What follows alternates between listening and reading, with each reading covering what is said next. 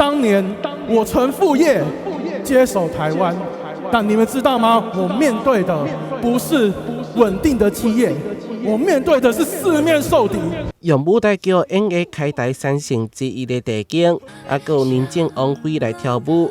华联影视公司举办变装嘉年华，邀请12名演员参赛，打扮成明帝时期的历史人物，还搁要来拼什么人上有创意。今天扮演的角色呢是少年版动画版的这个郑成功。以这个郑成功他要进来台湾的时候，那他因为在那个鹿儿港那边他被挡住。大家要发挥我们郑成功勇往直前、不屈不挠的精神，结合不管是用舞蹈的方式、用歌舞剧的方式，甚至唱歌的方式呢，唱古风歌曲、跳古风舞蹈，来传承我们的台湾府城400年的文化。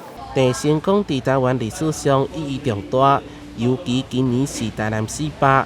华联影视配合郑成功祖庙的活动，每一场嘉年华拢设定无同的主题，也搁要包括历史内容。郑成功他在330年前登陆了北上围岛之后，元系在整个大园港，包括热兰遮城、包括埔州米遮城，都有他一定的事迹。你所扮演的主角，要在台湾的建设去做一个深入而细腻的表达。这个影视的 IP 的活动能够结合文创、结合文化，尤其在台南400这一年是特别的有意义哦。影视 IP 结合宗教文化，现场也搁有李王庙、樱花宫等4间庙的神教主家，在民众欣赏表演的同时，嘛会当互郑成功、地景、陈永华甲林正王保庇大家平安。